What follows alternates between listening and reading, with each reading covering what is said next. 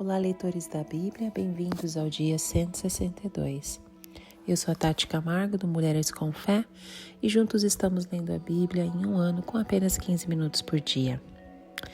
Como nós estamos lendo pelo método cronológico, nós lemos até ontem Provérbios até o capítulo 24 e hoje nós vamos dar continuidade em 1 Reis, capítulo 5, capítulo 6 e 2 Crônicas, capítulo 2 e 3. 1 Reis, capítulo 5. Os preparativos para a construção do templo. Quando Hirão, rei de Tiro, soube que Salomão tinha sido ungido rei, mandou seus conselheiros a Salomão, pois sempre tinha sido amigo leal de Davi. Salomão enviou esta mensagem a Hirão: Tu bem sabes que foi por causa das guerras travadas de todos os lados contra o meu pai Davi que ele não pôde construir um templo em honra em nome do Senhor, o seu Deus, até que o Senhor pusesse os seus inimigos debaixo dos seus pés. Mas agora o Senhor, o meu Deus, concedeu-me paz em todas as fronteiras e não tenho que enfrentar nem inimigos nem calamidades. Pretendo por isso construir um templo em honra ao nome do Senhor, o meu Deus, conforme o Senhor disse a meu pai Davi. O seu filho, a quem colocarei no trono em seu lugar, construirá o templo em honra ao meu nome. Agora te peço que ordenes que cortem para mim cedros do Líbano. Os meus servos trabalharão com os teus, e eu pagarei a teus servos o salário que determinares. Sabe que não há entre nós ninguém tão hábil em cortar árvores quanto os sidônios. Hirão ficou muito alegre quando ouviu a mensagem de Salomão e exclamou: Bendito seja o Senhor, pois deu a Davi um filho sábio para governar essa grande nação. E Hirão respondeu a Salomão: Recebi a mensagem que me enviaste e atenderei a teu pedido enviando-te madeira de cedro e de pinho.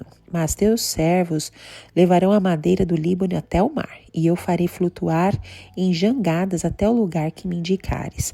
Ali eu a deixarei e tu poderás levá-la. Em troca, fornecerás alimento para a minha corte. Assim, Hirão se tornou fornecedor de toda a madeira de cedro e de pinho que Salomão desejava. E Salomão deu a Hirão 20.000 tonéis de trigo para suprir de mantimento a sua corte, além de 20.000 tonéis de azeite de oliva puro. Era o que Salomão dava anualmente a Hirão. O Senhor deu sabedoria a Salomão como lhe havia prometido. Houve paz entre Hirão e Salomão e os dois fizeram um tratado. O rei Salomão arregimentou 30.000 trabalhadores de todo Israel. Ele os mandou para o Líbano em grupos de 10.000 por mês, e eles se revezavam. Passavam um mês no Líbano e 2 em casa. Adonirão chefiava o trabalho. Salomão tinha 70.000 carregadores e 80.000 cortadores de pedras nas colinas e 3.300 capatazes que supervisionavam o trabalho e comandavam os operários. Por ordem do rei, retiravam da pedreira grandes blocos de pedra de ótima qualidade para servirem de alicerce de pedras lavradas para o templo. Os construtores de Salomão e de Hirão e os homens de Gebal cortavam e preparavam a madeira e as pedras para a construção do templo. 1 Reis, capítulo 6. A construção do templo. 480 anos depois que os israelitas saíram do Egito, no 4º ano do reinado de Salomão em Israel, no mês de Ziv, o 2º mês, ele começou a construir o templo do Senhor. O templo que o rei Salomão construiu para o Senhor media 27 metros de comprimento, 9 metros de largura e 13,5 metros de altura. O pórtico da entrada do santuário tinha a largura do templo, que era de 9 metros, e avançava 4,5 metros à frente do templo. Ele fez para o templo janelas com grades estreitas, junto às paredes do átrio principal e do santuário interior. Construiu uma estrutura em torno do edifício, na qual havia salas laterais. O andar inferior tinha 2 metros e 25 centímetros de largura. O andar intermediário tinha 2 metros e 70 centímetros e o terceiro andar tinha 3 metros e 15 centímetros. Ele fez saliências de apoio nas paredes externas do templo, de modo que não houve necessidade de perfurar as paredes.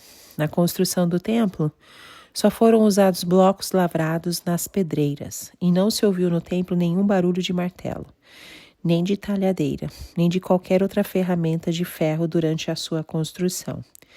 A entrada para o andar inferior ficava no lado sul do templo. Uma escada conduzia até o andar intermediário e dali ao terceiro.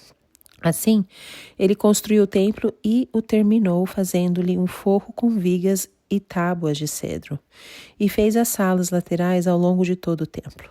Cada um tinha 2,25 metros de altura, e elas estavam ligadas ao templo por vigas de cedro.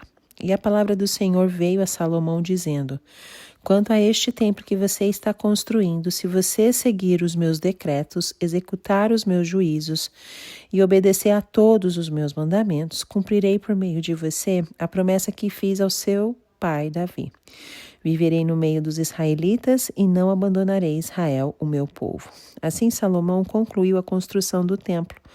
Forrou as paredes do templo por dentro com tábuas de cedro, cobrindo-as desde o chão até o teto.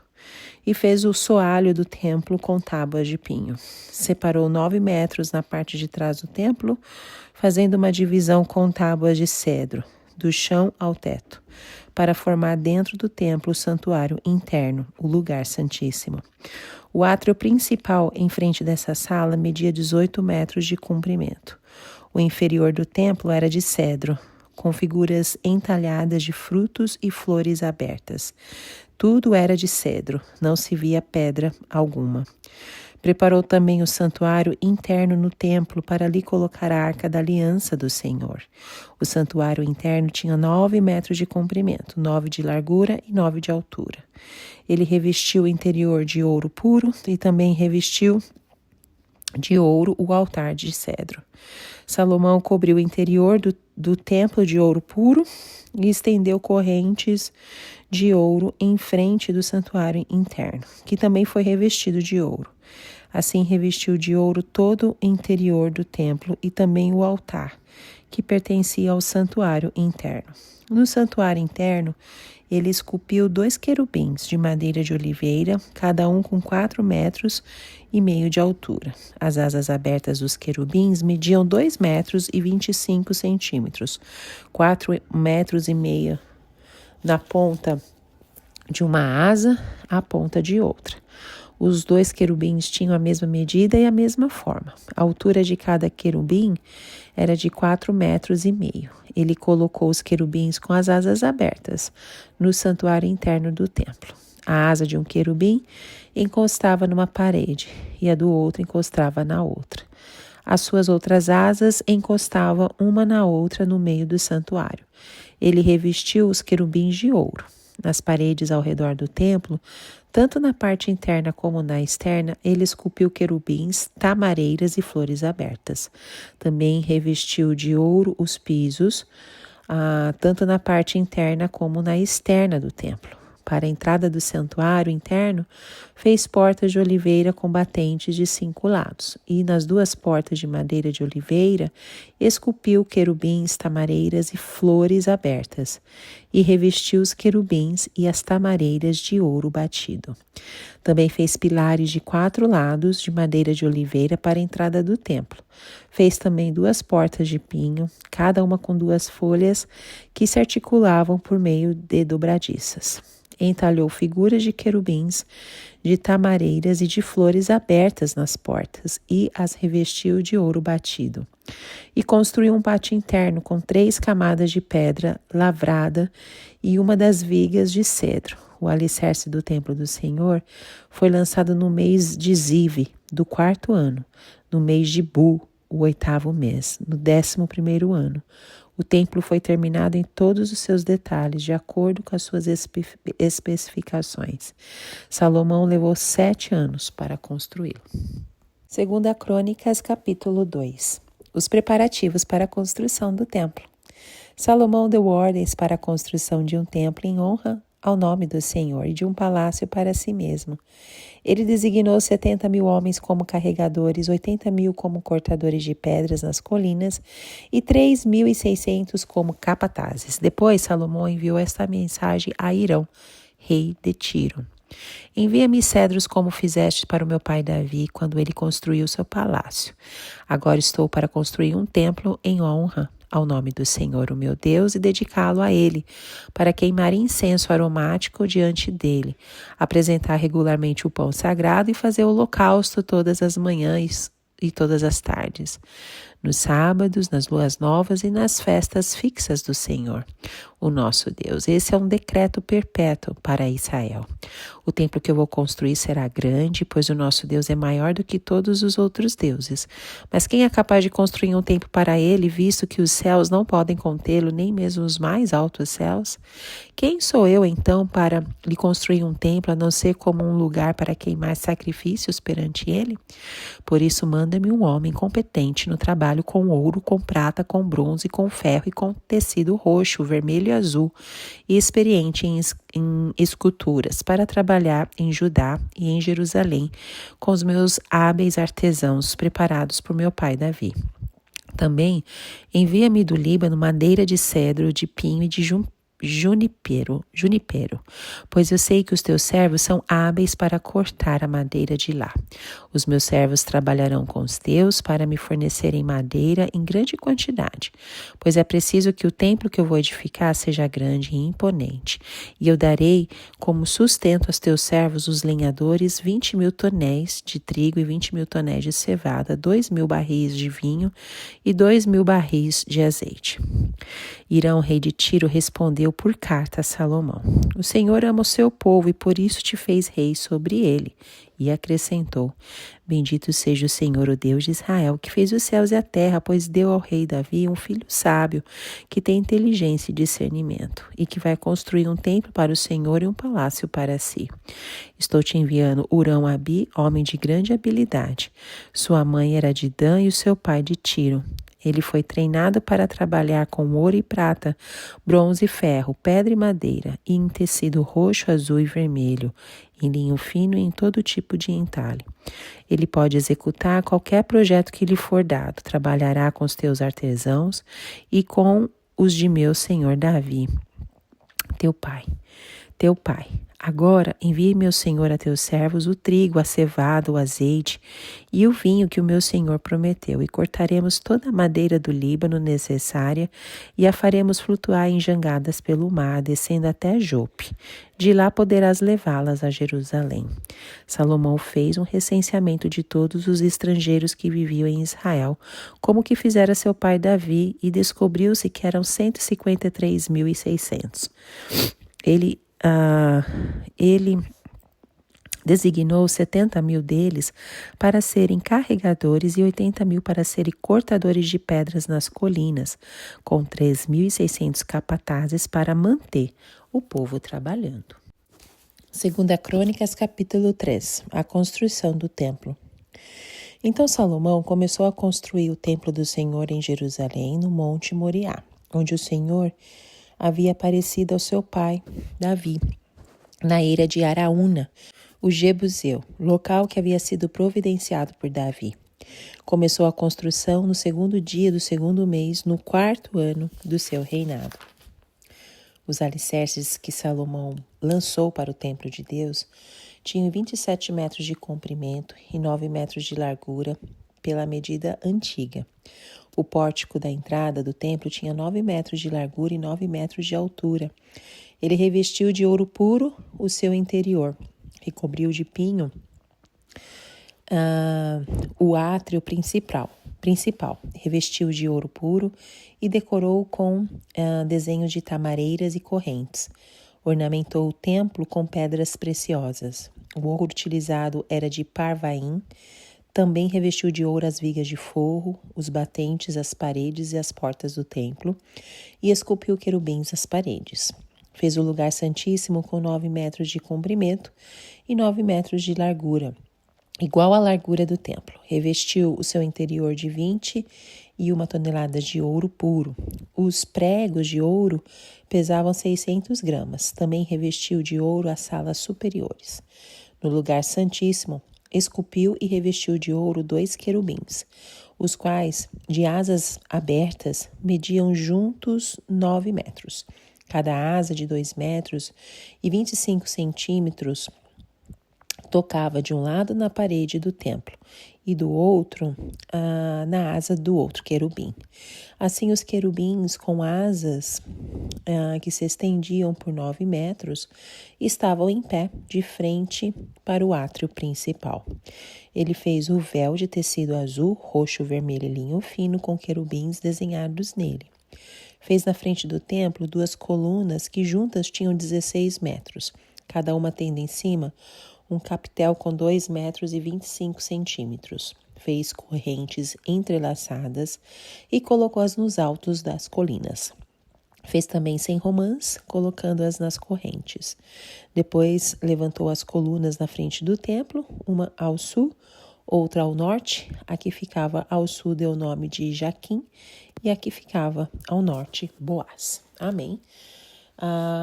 Segundo a Crônicas, ele repete praticamente o que nós lemos em 1 Reis, com alguns detalhes que não tem em 1 Reis. Então, um complementa o outro, mas 80% do conteúdo é o mesmo. Eu vou aqui explicar um pouco do 1 Reis, capítulo 1 Reis, capítulo 5 e o capítulo 6, para que fique mais completo toda a leitura. Bom, 1 Reis, capítulo 5, é uma parte fundamental da narrativa que descreve o reinado do rei Salomão em Israel. Esse capítulo apresenta uma fase crucial do reinado de Salomão, na qual ele empreende a tarefa monumental de construir o Templo de Jerusalém, também conhecido como Primeiro Templo. O capítulo começa com Salomão estabelecendo uma aliança com o rei Hirão de Tiro, que fornece a madeira de cedro e a habilidade de construção necessária para a edificação do templo. A colaboração entre Salomão e Hirão é um aspecto central deste capítulo, destacando a importância das relações políticas e comerciais na construção do templo. A madeira de cedro de Tiro é altamente valorizada para a construção do templo devido à sua durabilidade e beleza. Além disso, o capítulo 5 também descreve a impressionante organização logística que Salomão estabeleceu para a construção do templo. Ele mobilizou milhares de trabalhadores, incluindo israelitas e estrangeiros, para realizar essa empreitada colossal. A construção do templo é um marco importante na história de Israel e simboliza a presença de Deus no meio do povo. No meio desse capítulo, nós podemos observar como a sabedoria e a liderança de Salomão são cruciais para a realização desta grande obra. Isso serve também como um testemunho de grandiosidade do reinado de Salomão e do compromisso de Israel com relação à adoração a Deus. Assim como o rei Salomão se empenhou na construção do Templo de Jerusalém, nós, como seguidores de Cristo, também somos chamados a construir algo eterno, algo que transcenda esta vida terrena. Primeiramente, o Templo de Jerusalém era um lugar dedicado à adoração a Deus, onde os sacrifícios eram oferecidos como sombra e tipo do sacrifício definitivo de Jesus na cruz. Hoje, a nossa vida deve ser um templo vivo, onde oferecemos a Deus nossos corações como sacrifício de louvor e serviço. A obra redentora de Cristo na cruz é o alicerce sobre o qual construímos nossas vidas espirituais. Assim como Salomão contou com a cooperação de Hirão, rei de Tiro, para a construção do templo, também precisamos reconhecer que a obra de Deus não é feita por esforços humanos isolados, mas por meio da comunhão e cooperação entre os cristãos, entre os crentes. O corpo de Cristo, a igreja, é edificado quando cada membro desempenha seu papel, contribuindo com seus dons e habilidades para o avanço do reino de Deus. Outro ponto que é muito importante é o compromisso de Salomão em honrar a Deus por meio da construção do templo. Isso nos lembra que a nossa vida deve ser caracterizada pela busca constante de honrar a Cristo em tudo o que fazemos. Cada ação, palavra e pensamento devem refletir a glória de Deus, assim como o templo foi construído para a sua glória. Por fim, os trabalhadores que estavam lá para a construção do templo nos faz lembrar que Deus nos chama para servir em sua obra. Assim como Salomão mobilizou uma grande força de trabalho, Deus nos chama a sermos obreiros em seu reino, cumprindo a grande comissão de fazer discípulos de todas as nações. Amém. 1 Reis, capítulo 6, é um capítulo de grande importância histórica e religiosa, pois detalha o projeto e a construção desse magnífico edifício, que se tornaria o local central de adoração para os israelitas. O capítulo começa descrevendo o tempo que se passou desde a saída do Egito, indicando que o projeto do templo começa no 4º ano do reinado de Salomão, cerca de 480 anos após a libertação do povo de Israel do cativeiro egípcio. A construção do templo é vista como um marco na história de Israel, representando a promessa de Deus a Davi de que seu filho Salomão construiria uma casa para o Senhor. O capítulo 6 fornece detalhes sobre as dimensões materiais, características arquitetônicas do templo. Descreve, por exemplo, as medidas precisas do edifício, seus corredores, os materiais nobres utilizados, como cedro do Líbano e pedras lavradas. Além disso, destaca a habilidade e o trabalho árduo dos artesãos que foram encarregados de executar essa obra-prima da arquitetura sacra. Em resumo, esse capítulo é uma leitura fundamental para aqueles interessados na história religiosa e arquitetônica de Israel e fornece insights profundos sobre a devoção do povo de Israel a Deus e o esforço dedicado à construção do templo. Para a gente terminar, o que esse capítulo 6 nos mostra para os nossos dias? Podemos encontrar lições profundamente cristocêntricas que têm relevância direta para os nossos dias. Este grandioso templo que resplandeceu em toda a sua magnificência não foi apenas um marco na história de Israel, mas também aponta para Cristo e sua obra redentora de maneira notável. Primeiramente, o templo era o lugar onde a presença de Deus habitava. Hoje sabemos que em Cristo somos o templo do Espírito Santo. Deus não habita mais em templos feitos por mãos humanas, mas em corações regenerados. Assim, somos lembrados da importância de mantermos nossos corações puros e dedicados a Ele. Em segundo lugar, o templo estava repleto de simbolismo que apontava para Jesus. As colunas representavam a estabilidade e força que nós encontramos em Cristo. Ele é a nossa rocha, a base firme da nossa fé. Os querubins esculpidos que guardavam a arca da aliança nos lembram dos anjos que proclamaram o nascimento de Jesus e a sua ressurreição. A beleza e a santidade do templo também destacam a necessidade da adoração reverente. Em Cristo temos acesso ao Pai, mas não devemos tratar essa graça com irreverência. Devemos adorar o Senhor em espírito e em verdade, assim como os adoradores no templo faziam. Além disso, a conclusão da construção do templo nos ensina sobre a fidelidade de Deus em cumprir suas promessas. Da mesma forma, Ele é fiel em todas as suas promessas em Cristo, seja em tempos de dificuldade ou de prosperidade. Podemos confiar que Ele nunca nos deixará nem nos abandonará. Portanto, que nós possamos refletir sobre a grandiosidade do Templo de Salomão e somos também lembrados de que em Cristo encontramos um templo maior, mais glorioso e eterno. Ele é o nosso sumo sacerdote, o Cordeiro de Deus que tira o pecado do mundo. Que vivamos em adoração e serviço a Ele, reconhecendo sua soberania e fidelidade hoje e para sempre. Amém. Que Deus continue te abençoando e até o próximo áudio. Tchau, tchau.